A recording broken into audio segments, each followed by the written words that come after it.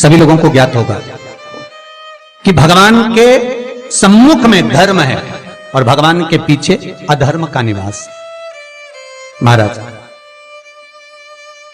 ये दुनिया के लोग जो भगवान की परिक्रमा करते हैं ना, जितने भी लोग भगवान का परिक्रमा करने जाते हैं, मंदिर जाते हैं, परिक्रमा करते हैं, ये लोग मंदिर में जाकर जब पीछे प्रणाम करते हैं तो कभी मौका मिले तो एक बार इनसे पूछना जरूर कि भैया आपने कोई शास्त्र, आपने कोई पुराण कभी पढ़ा है?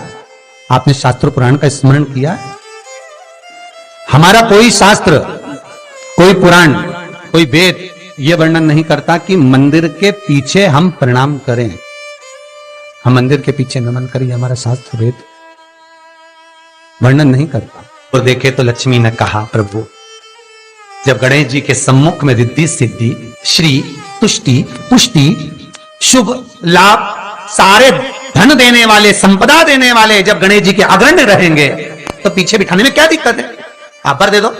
भगवान विष्णु ने तथास्तु कह दिया। दरिद्रता दुख, तुम्हें वर देता हूं कि तुम गणेश जी के पृष्ठभाग में विराजमान होगे।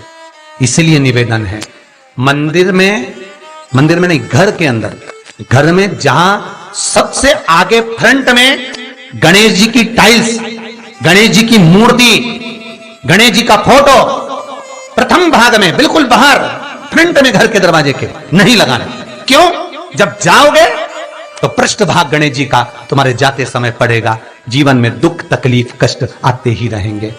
जीवन में कभी भी आप करोगे बहुत कुछ, फैक्ट्रियां भी खोल सकते हो, दुकान भी खोल सकते हो, कार्य भी बड़ा कर सकते हो, पर सफलता नहीं मिल सकती, सफलता नहीं। और यदि आपके घर में पहले से टाइल्स लगी है, मूर्ति लगी है गणेश जी की, हटा नहीं सकते, तो निवेदन है, एक फोटो गणेश जी का जब बाहर निकलो तो अपने, जब उधर फोटो लगाए तो एक फोटो बाहर जाते समय अंदर की ओर मुख करके लगा दीजिए। उससे वो दोष समाप्त हो जाता है। महाराज, वो दोष समाप्त। गणेश जी अगर लेकर आ रहे हैं तो बैठी हुई मूर्ति लेकर आए, और गणेश जी लाए मना नहीं है। गणेश जी जब लेकर आए तो घर में बिठाने के लिए ला रहे हैं तो राइट सूंड का गणेश लेकर आए, सीधी हाथ का। आपका सीधा हाथ देख लेना, उसी के हिसाब से गणेश जी को अपनी ओर रखकर, या गणेश जी का सीधा हस्तकमल देख लेना। आपका तो उल्टा मान्य होगा जब आप देखेंगे तो गणेश जी का जो सीधा हस्तकमल हो उस साइड अगर गणेश जी की सूंड है तो वो सूंड का गणेश घर के अंदर विराजमान हो। उल्टी सूंड का गणेश, लेफ्ट सूंड का गणेश, ये गणेश व्यापार व्यवसाय, फैक्ट्री, दुकान, बिजनेस, ऑफिस जगह पर विराजमान हो।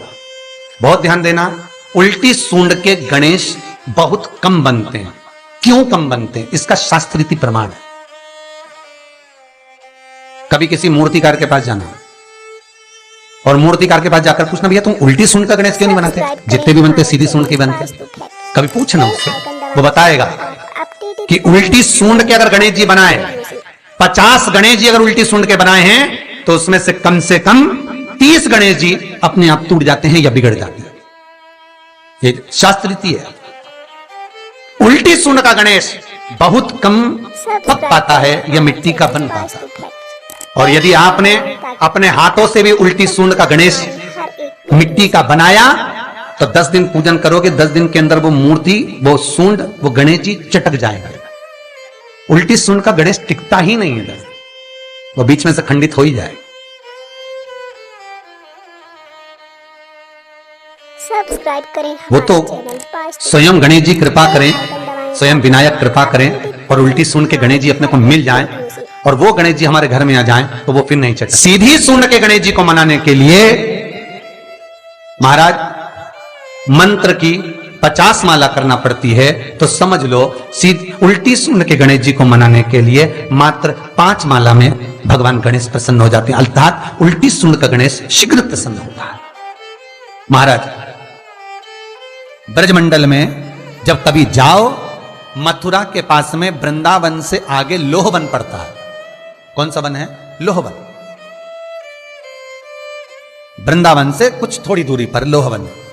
उस लोहवन में जाना, जैसे निकुंज वन में गए, भांडेर वन में गए, आप लोग कई बार दर्शन करने गए होंगे, तो लोहवन में जाना और लोहवन में जाकर सब्सक्राइब करें हमारा। थोड़ा सा सरसों का तेल लेकर अपने ऊपर से 21 बार उतार कर लोहवन में भगवान शिव का स्मरण कर कर, यमुना का स्मरण कर कर, विष्णु और कृष्ण का स्मरण कर कर, वो तेल सामने एक मूर्ति मिलेगी जिसका शीश नहीं होगा, उस मूर्ति पर चढ़ा देना। इसका भी चरित्र शिव महापुराण में आता है हमारे, इसका भी व्याख्यान आता है उस मूर्ति का।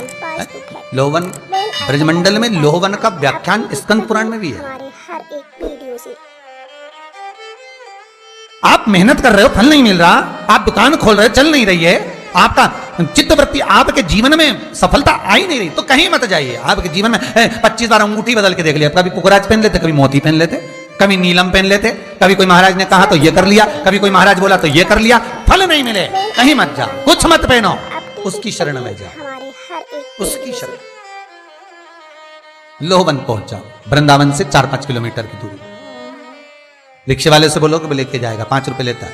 लोहवन में वहां विनय करो, 10-15 मिनट बैठ लो, भजन करो, यमुना जी का स्तमन करो, शिव का नाम जाप करो, शंकर का भजन करो, अपडेटेड रहें। और वो सरसों का तेल 21 बार स्वयं उतारो, स्वयं चढ़ा दो, आओ वापिस। उसके बाद तुम किसी कार्य को करोगे तो सफलता जल्दी मिलेगी, काम अटकेंगे नहीं, काम सफल। यमुना के घाट पर शिव आराधना का फल भी 1000 लाखों गुना है। लाखों। बहुत ध्यान देना, स्वप्न 2 तरह का होता है। एक स्वप्न में अगर आप बहुत खिलखिलाकर हंस रहे हो तो समझ लेना दूसरे दिन तुम्हें कुछ ना कुछ ऐसी खबर मिलेगी कि आंख में आंसू आएंगे।